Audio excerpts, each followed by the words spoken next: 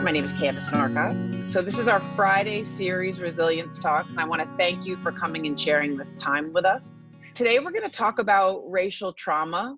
What we know about trauma is that everyone can experience a similar event differently based on their perspective, their place in the world.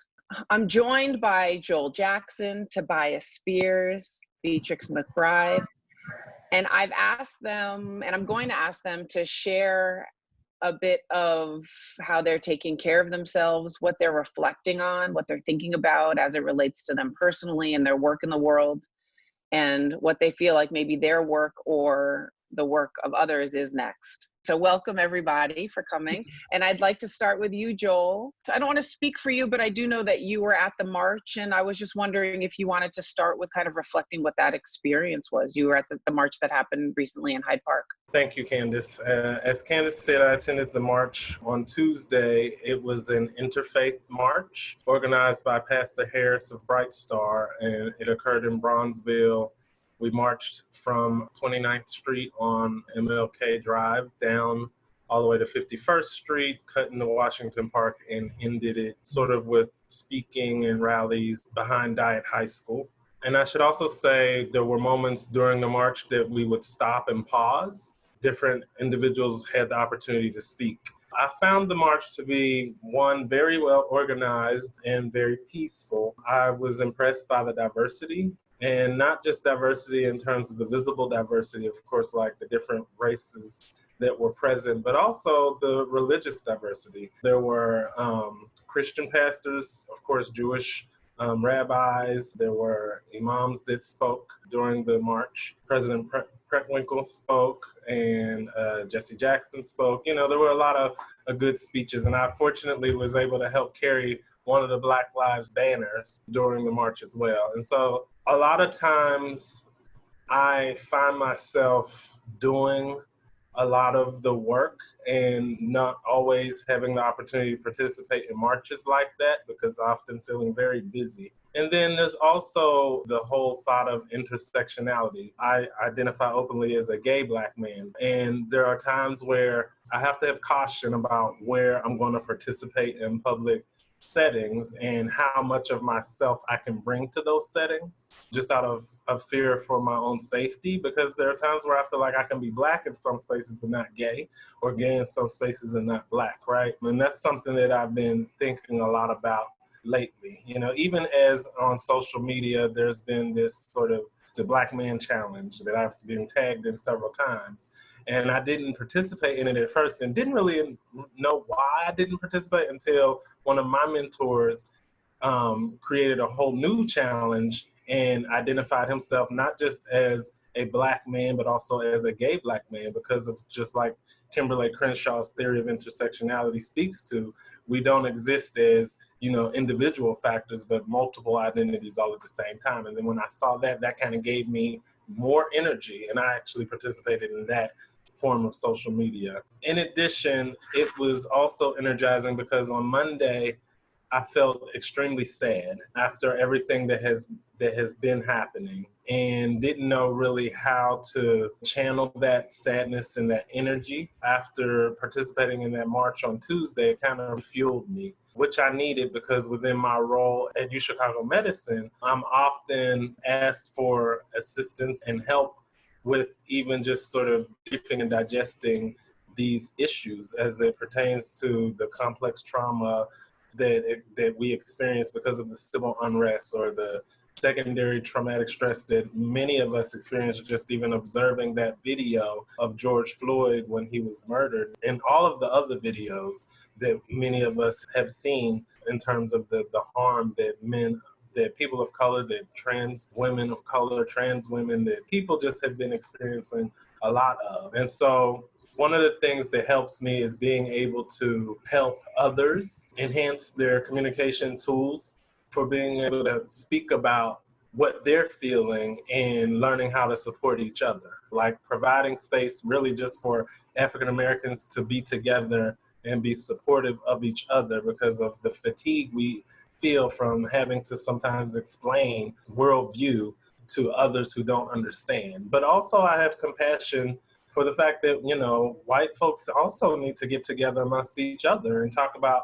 how they can support each other around anti-racism work and be allies and think of strategies to use so that they're not taxing people of color or African Americans as if they don't have the skills to learn on their own, and to figure out how to address microaggressions when they experience them or when they notice them. That last point is really important. I have kind of been talking in different spaces about people need room, and white people need room to stumble through new things in a way, right? And to not fear to speak on something for fear of making a mistake, right? And so often creating spaces amongst themselves to do that is a really powerful part of what's next. Tobias, can you just share a little bit? I know we've all been talking a lot about this, but similarly to Joel, you've been invited into spaces to share your expertise and talk a lot about the work that you're doing as it relates to what we're collectively experiencing.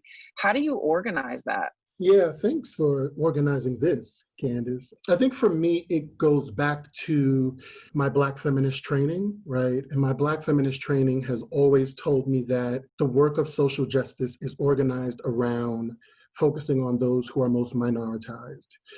And when I say most minoritized, I don't mean to gesture toward the oppression Olympics, right? I mean, Black feminism teaches me that we focus on vulnerabilities, right? And for me, focusing on vulnerabilities means that you organize your work around Black folks, and more specifically Black women, and then more specifically Black trans folks.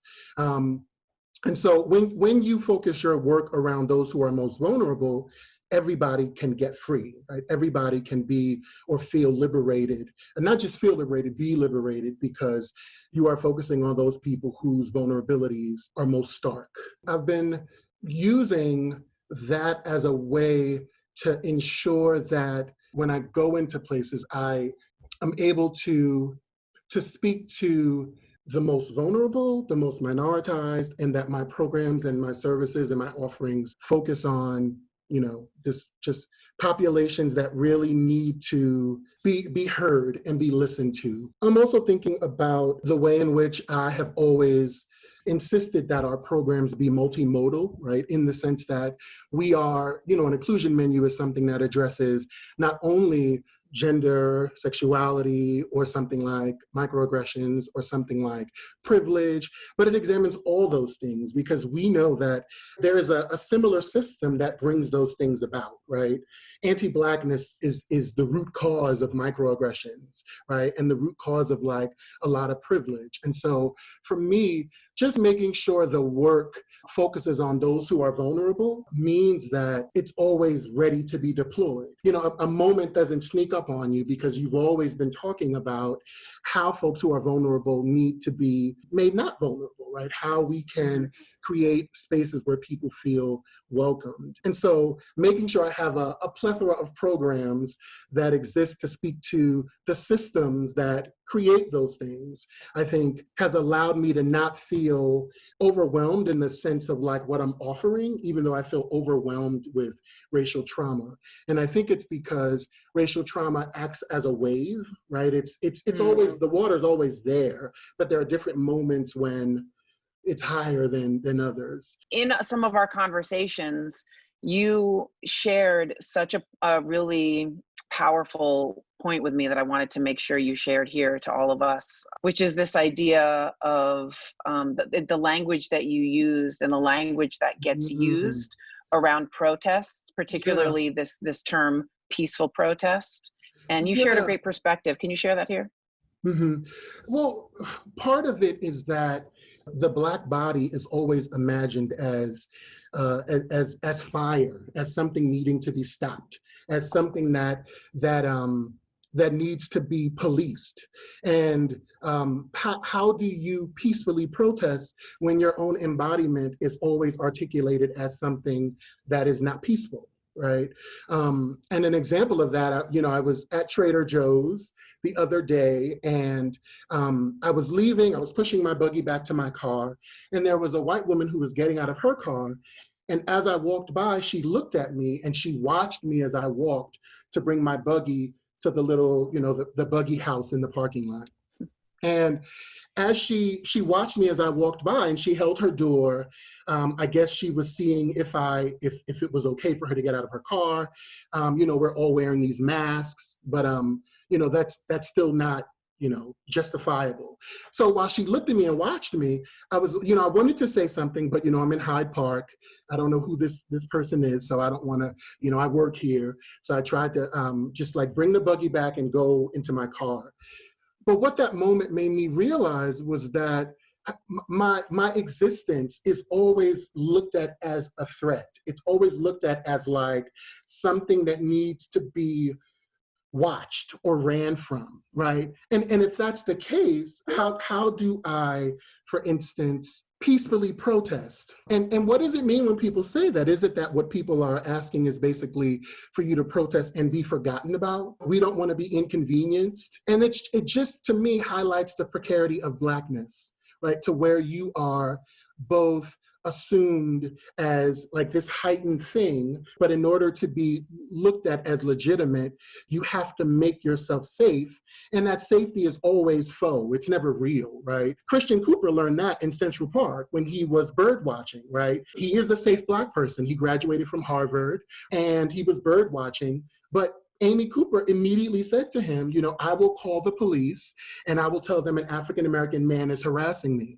So even in safety, right? Even in safety, he is reminded that you are always a threat and I could always get the state to get you. And if that's the case, what does it mean when people say peacefully protest? Are they talking to me? Are they talking to police? And to me, it's not a gesture toward any type of I'm not condoning any type of protest. But what I'm saying is that you just sometimes feel stuck as a Black person, right? Because you are both assumed in an imaginary to be this heightened thing, while at the same time you are told that you need to not be that in order to protest. Thank you for sharing that. It was just such a great point that I wanted to leave it here and to maybe allow people to reflect on that. And B, I'm just going to go right to you. And I look forward to meeting you in person one day. Yes. But I was wondering if you could talk to us about what the conversations that you've been finding yourself having in the past 2 weeks and what that means for the work you're doing and the work you think your community needs to do. Totally. Thank you. First of all, thank you so much for the invitation to be here. I really appreciate it. That's a really good question. Among my immediate social circles, the people who I talk to the most on a day-to-day basis, everybody has been pretty much in alignment about anti-Blackness, the power of white supremacy, the power of the police, having conversations about things like abolition of police and prisons, things like that. Now that's, of course, the people that I normally associate with on a day-to-day basis. Then there's like my family, my extended friends of the family, the people who I know through work that I don't know super well.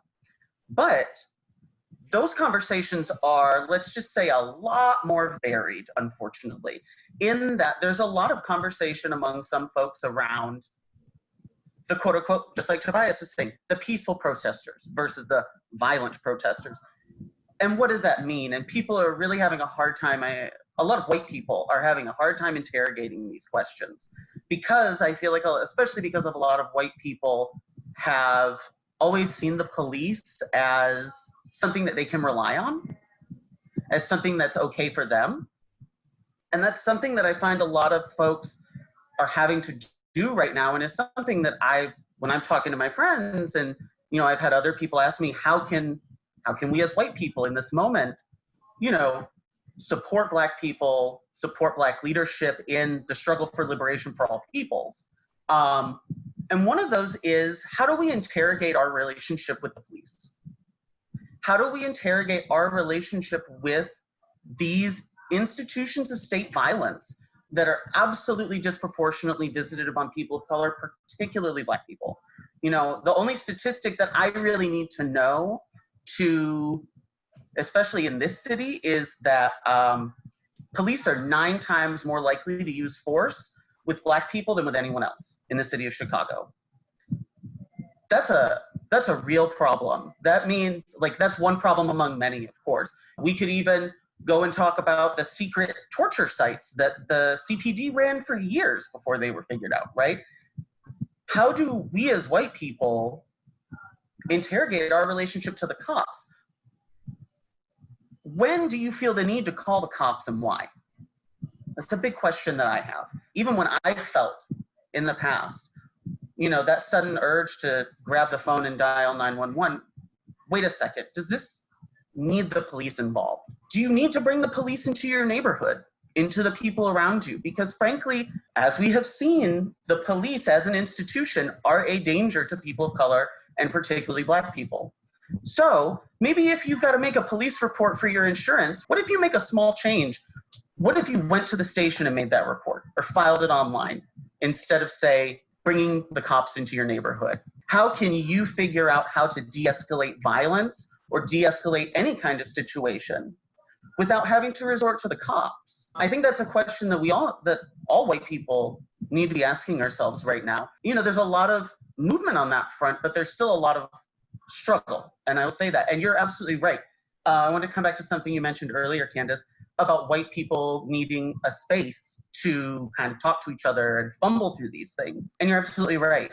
Those have been some of the spaces in which I have personally learned the most about how I exist in the world as a white person and how I can act in solidarity with Black people, is by talking to other white people who have also been on this journey for a lot longer than I have. Because it's a lifelong journey, we know that. You sign up for it, there may be a start point, but there's not an end point. And we need to be cognizant of that just because this is all in the news right now, doesn't mean that it can stop after the news goes away and that we can just be silent again. I really appreciate your comments and thank you for that. It requires us to resist the desire to go back to being comfortable. I've heard that said earlier this week. And part of that is reevaluating our relationships with procedures and the ways we've done things in the past. So I really appreciate that point. Do Joel, Tobias, do you have any final thoughts? My thoughts are, all of us have leaders in our lives. And I think that it's important for us to challenge leadership, to speak about these issues and to open up opportunities for dialogue, but not only challenge them, but also tell them we will stand by you and support you as you do this. Because I think that sometimes it can be difficult to be that leader to take the first step of making space for these conversations to occur. And so we need to support leaders in being able to do that. A question came in and said, what's the best thing a white woman can say to a Black person to convey that Black lives matter? So a question about messaging. It's difficult to say that there's like one thing that someone can say to just be like, oh, now all the Black people in your life are relieved. You've said that Black lives matter, right? I think a lot of it for me is about, how do you make a commitment today to learning about these struggles on your own and to supporting and acting in solidarity with the Black people in your life going forward? It's really difficult for me to say that, there's one thing other than, making it very clear, I support you. If you need me for anything, if there's any way I can support you, you tell me and I will do it. The word commitment and action, right? Like you're committed to a set of behaviors that you're choosing to pick up today, right? Yes, absolutely. Tobias, did you have a final thought? I was going to say, I think that something that needs to happen in this moment is we need to not get lost in how people express their rage and pain. Remember that there is a root cause to this. That's where the conversation must start. That's where the middle of the conversation should be. It should focus on that. I think, they say when people have done bad things, they have shifted the conversation. As someone who's listening to the conversation, you could not allow people to shift the conversation, right? You could bring it back to the root cause. You could say, I am, I'm horrified by the fact that this police officer's leg was on, Floyd's neck for this amount of time, right? That should be the entry into the conversation, and that should be what the conversation is about. I think we have to remember that. And I just want folks to understand that this is also a moment where we can push for and called for boldness from our leaders, from ourselves, from people that look up to us. We can propose ideas and begin to enact those things in a spirit of boldness, because something has to change. And I think that that acknowledgement is widespread now. There was a really great question that came in from Yasmin from the Department of Psychiatry. I think one of the things we can do is commit to have some resources where we can honor these questions and help people with directions to answer some of them. So the question was red flags within themselves. And I think that we'll provide resources and invite you to do the work to explore, because we all have red flags. I listed a lot of biases at the top of this Zoom. And I think in all of us, we have places to explore and red flags to unearth. So I just want to thank you so much for sharing this time with us. It is never enough, but it is a start. And so hopefully we've planted some seeds that provide some direction for you to take forward. Take care of you. And thank you, Joel, Tobias, B, and everyone. Take care of yourselves and take care of each other. Yes.